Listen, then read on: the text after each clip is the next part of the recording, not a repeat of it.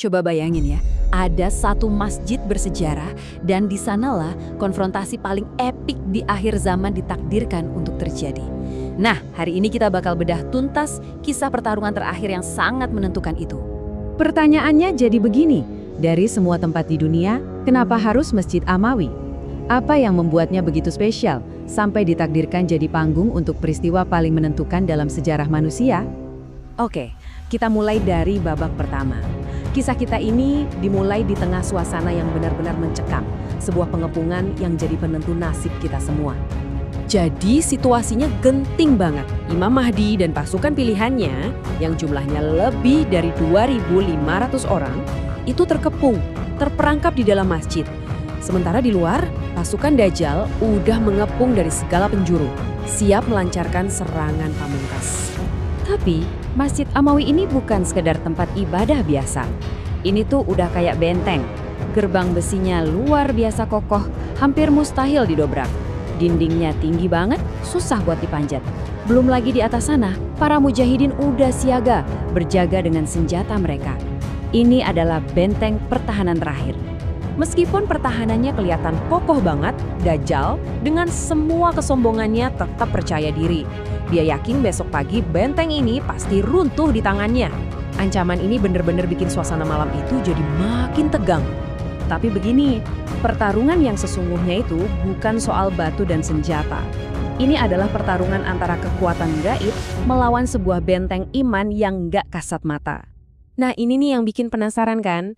Dajjal itu kan katanya punya kemampuan super, bisa terbang, bisa menghilang, semua dibantu jin dan setan. Terus kenapa dia nggak langsung aja nerobos masuk? Apa yang menahannya? Jawabannya, ternyata ada pada kekuatan yang nggak kelihatan. Di dalam masjid itu, zikir dan doa dari ribuan orang beriman itu secara harfiah menciptakan semacam perisai spiritual yang dahsyat. Di hadapan benteng iman ini, semua sihir yang bersumber dari jin dan setan itu jadi tumpul, nggak ada gunanya sama sekali. Jadi, pertahanan sejati masjid ini ternyata bukan batu-batunya, tapi kesolehan orang-orang yang ada di dalamnya. Kekuatan gelap Dajjal itu nggak berdaya sama sekali buat nembus atmosfer spiritual yang begitu pekat di sana. Nah, disinilah kita sampai di titik balik cerita. Saat harapan udah mulai menipis, pertolongan yang telah dijanjikan akhirnya tiba. Malam yang gelap itu diisi dengan ibadah para pejuang iman. Lalu, tepat saat fajar menyingsing, sebuah keajaiban terjadi. Nabi Isa alaihi salam turun. Setelah selesai sholat subuh dan berzikir, dengan ketenangan yang luar biasa, beliau memerintahkan agar gerbang yang dikepung itu dibuka. Gerbang itu jadi saksi pertemuan takdir. Nabi Isa membuka dari dalam, sementara Dajjal udah siap mendobrak dari luar. Begitu pintu terbuka, untuk pertama kalinya, kebaikan yang murni berhadapan langsung dengan kejahatan yang absolut. Dan saat melihat Nabi Isa, Dajjal itu bukan sekedar kalah, dia hancur lebur secara fisik. Diceritakan tubuhnya meleleh, persis kayak garam yang larut dalam air.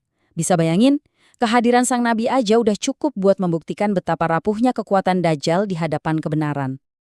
Dalam kepanikan luar biasa, Dajjal menjerit lalu lari. Dia mencoba kabur ke segala penjuru, ke timur dan barat. Tapi takdirnya udah terkunci. Pelariannya itu cuma jadi penegasan atas kekalahannya yang telak. Oke, Dajjal sudah kalah. Sekarang, yuk kita mundur sedikit buat memahami kenapa semua ini harus terjadi di lokasi yang sangat spesifik ini. Pertanyaan ini bakal membawa kita ke lapisan sejarah dan spiritual yang jauh lebih dalam. Sebenarnya rahasia apa sih yang terkandung di tanah Masjid Amawi ini? Tanah ini dianggap suci karena diapit oleh dua tokoh besar. Di dalam masjid bersemayam jasad Nabi Yahya, simbol dari warisan kenabian. Dan tepat di luarnya, ada makam Salahuddin Al-Ayyubi, pahlawan legendaris pembebas Al-Aqsa. Jadi, Masjid Amawi ini bukan sekedar bangunan biasa.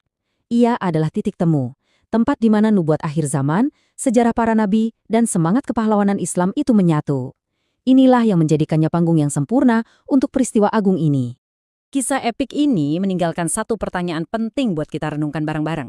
Kalau zikir dan doa aja bisa mengubah dinding batu jadi benteng iman yang gak pertembus, coba bayangin, benteng sekuat apa yang sebenarnya bisa kita bangun di dalam hati kita masing-masing.